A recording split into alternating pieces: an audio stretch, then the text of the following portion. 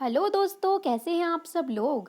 आज की वीडियो में हम लोग डिस्कस करेंगे reasons for growth of MNCs in India. यानी कि इंडिया में जो एमएनसीज हैं, एमएनसीज मैं आपको ऑलरेडी एक वीडियो में बता चुकी हूँ। एमएनसीज मतलब मल्टीनेशनल कंपनीज या फिर मल्टीनेशनल कॉरपोरेशंस।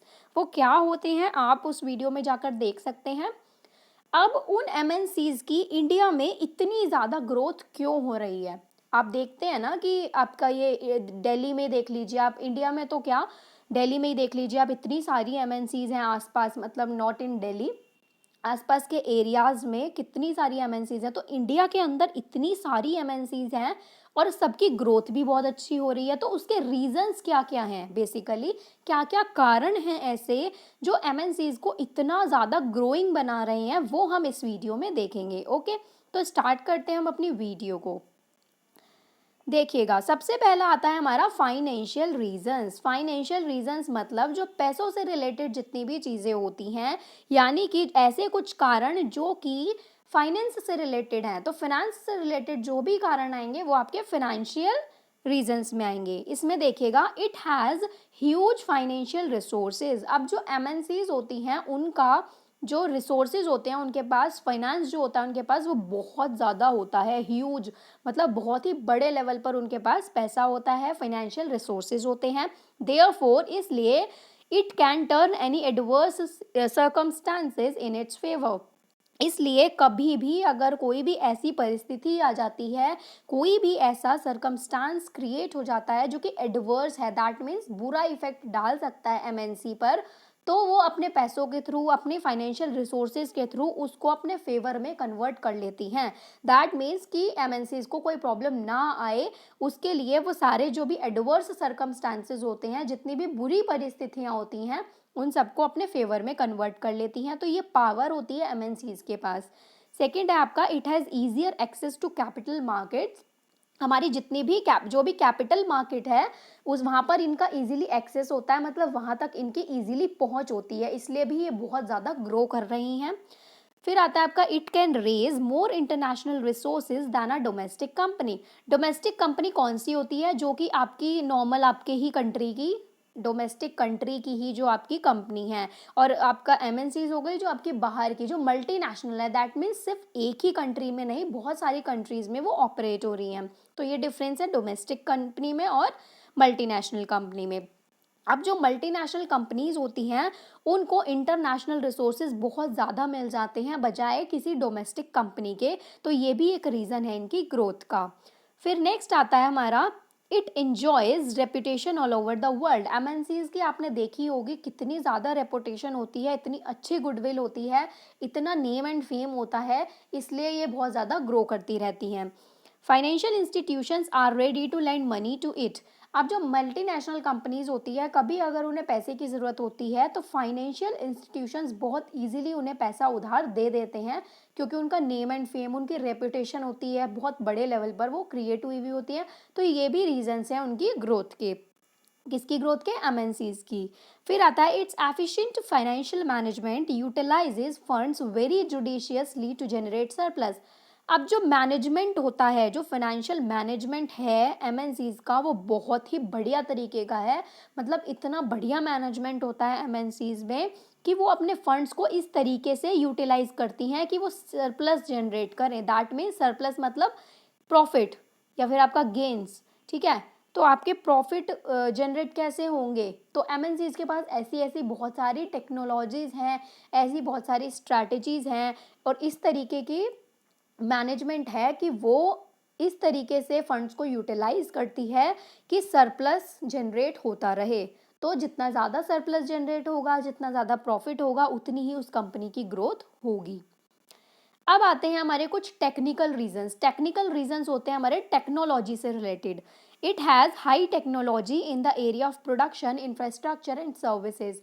जो एमएनसीज होती हैं इनकी टेक्नोलॉजी बहुत हाई होती है। अगर आप नॉर्मल बिजनेस से कंपेयर करें एमएनसीज को, तो नॉर्मल बिजनेस के पास इतनी टेक्नोलॉजी नहीं होती, लेकिन जो एमएनसीज हैं उनके पास एडवांस्ड टेक्नोलॉजीज होती हैं प्रोडक्शन में, इंफ्रास्ट्रक्चर में, सर्विसेज में, मतलब ओवरऑल हर एरिया में। It can meet technical requirements of developing countries. कुछ कंट्रीज़ हमारी ऐसी हैं जो डेवलपिंग है, यानी कि वो डेवलप हो रही हैं, उनका प्रोग्रेस चल रहा है। तो ऐसी कंट्रीज़ को टेक्निकल रिक्वायरमेंट्स कौन मीट करती है? एमएनसीज़। फिर आता है आपका, it had research and development facilities for developing new technologies and products. अब जो एमएनसीज़ हैं, एमएनसीज़ मल्टीनेशनल कॉरपोरेशंस का R&D डिपार्टमेंट, यानी रिसर्च एंड डेवलपमेंट जो है वो बहुत ही बढ़िया तरीके का है, और वो नई नई टेक्नोलॉजीज़ और नए नए प्रोडक्ट्स जो हैं वो जल्दी से जल्दी और बहुत अच्छे वे में डेवलप करती हैं, इसलिए भी बहुत ज़्यादा ग्रोथ होती है इंडिया में इनकी। It has trend personal in science and technology. Science और टेक्नोलॉजी में ट्रेंड पर्सनल मतलब इतने अच्छे अच्छे ट्रेंड लोग रखे हुए हैं इन्होंने, मतलब मैनेजरियल स्किल्स है, आपकी पर्सनल स्किल्स हैं, ये सब चीज़ें बहुत ज़्यादा होती हैं मल्टीनेशनल कॉरपोरेशंस के लोगों में, तो इसलिए इंडिया में बहुत ज़्यादा ग्रोथ बढ़ रही है। It enjoys economies of large scale production, बहुत बड़े लेवल पर होती हैं एमएनसीज, तो प्रोडक्शन भी बहुत बड़े लेवल पर होता है, लार्ज लेवल पर होता है, ठीक है। It has international quality specification and standards, अभी अपने स्टैंडर्ड्स को मेंटेन करने के लिए कुछ भी मतलब बहुत ज़्यादा अच्छी क्वालिटी की चीज़ें रखते हैं अपने पास। मान लीजिए कोई एमएनसी है, ठीक है, वो किसी बिजनेस में डील कर रही है, बिजनेस मतलब प्रोडक्ट्स के बिजनेस में प्रोडक्ट्स बेचती है, मान लीजिए फॉर एन एग्जाम्पल, तो वो अपने स्टैंडर्ड्स मेंटेन करेगी, क्वालिटी बहुत अच्छी रखेगी चीज़ों की, तो ये भी एक रीज़न है ग्रोथ का। उसके बाद आता है हमारा मार्केटिंग सुपीरियोरिटीज। अब आते हैं मार्केटिंग रीजंस, मार्केट से रिलेटेड क्या क्या रीजंस हो सकते हैं। It enjoys market reputation and faces no difficulties in selling its product all over the world.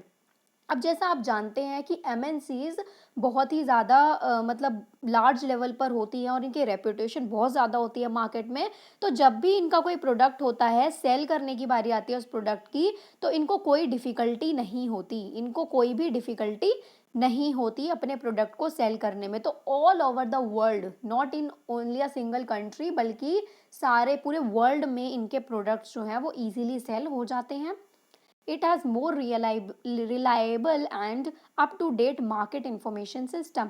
जो इनका MIS है, MIS क्या होता है? मार्केट इंफॉर्मेशन सिस्टम, ऐसा सिस्टम जो कि मार्केट के बारे में सारी इंफॉर्मेशन रखता है, स्वॉट एनालिसिस होता है, स्ट्रेंथ, वीकनेस, अपॉर्चुनिटीज़ और थ्रेड्स, सब कुछ मार्केट के अंदर क्या क्या चल रहा है, वो जो सिस्टम है वो बहुत ज़्यादा रिलायबल है, इनका बहुत अच्छा सिस्टम है, तो इसलिए इनकी ग्रोथ बहुत ज़्यादा होती है इंडिया में। It has a very wide distribution and dealer network. जो डिस्ट्रीब्यूशन चैनल्स होते हैं और डीलर का नेटवर्क है, मतलब जो लोग एजेंट्स होते हैं, कमीशंस होते हैं, इस तरीके के जो लोग हैं उनका बहुत वाइड नेटवर्क है इनका। It ensures greater availability of goods and services for local customers. जो बिल्कुल लोकल के कस्टमर्स हैं, मतलब लोकल एरियाज़ के कस्टमर्स हैं, उनके लिए हर टाइम अवेलेबिलिटी होती है गुड्स और सर्विसेज की। मतलब इतना गुड्स और सर्विसेज इनके पास अवेलेबल होता ही है कि लोकल आसपास की कंट्री या आसपास के एरिया के लोग खरीद सकते हैं इजीली। तो अब क्या होगा, जब मान लीजिए आप नॉर्मल अपने ही लेवल पर देखें कि आप के आसपास कोई शॉप है, कोई बिजनेस है इस तरीके का, या फिर कोई शॉपकीपर है, उसके पास हर सामान आपको अवेलेबल मिल जाता है एकदम जब भी आप जाते हैं, तो क्या होगा, आपके माइंड में रेपुटेशन बढ़ जाएगी उसकी। आप सोचेंगे कि भाई हर बार अब इसी से सामान लेना है। तो कुछ इसी तरीके से अगर आप रिलेट करें, तो मल्टीनेशनल कंपनीज में भी क्या होता है, जब वो हर टाइम अवेलेबिलिटी होगी गुड्स और सर्विसेज की, तो रेपुटेशन बढ़ेगी, और रेपुटेशन जिसकी बहुत ज़्यादा बढ़ेगी तो उसकी ग्रोथ भी बढ़ेगी, ठीक है। उसके बाद आता है, it can adopt more aggressive advertising and sales promotion techniques. Advertising और सेल्स प्रमोशन टेक्निक्स ये बहुत ही ज़्यादा महंगी बोल लीजिए, या फिर आप बोल लीजिए बहुत ही ज़्यादा एडवांस्ड एडवर्टाइजिंग और सेल्स प्रमोशन टेक्निक्स ये अडॉप्ट कर सकती है। उसके बाद हमारा आता है मैनेजीरियल सुपीरियोरिटीज़। ये हमारी लास्ट है, मतलब मैनेजीरियल रीजंस, यानी मैनेजीरियल यानी मैनेजमेंट से रिलेटेड क्या क्या रीजंस हो सकते हैं।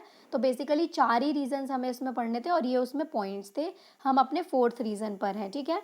तो फर्स्ट पॉइंट इसमें है, it has professional and expert managers. यहाँ के जो मैनेजर्स हैं वो कोई ऐसे ही भोंदू टाइप नहीं होते, इतने ज़्यादा एक्सपर्ट, इतने ज़्यादा स्किल्ड और प्रोफेशनल होते हैं, मतलब बहुत ज़्यादा, और एजुकेशन भी बहुत अच्छी होती है उनकी, उनकी क्वालिफिकेशन बहुत अच्छी होती है, तो एक्सपर्ट्स होते हैं वो हर काम में।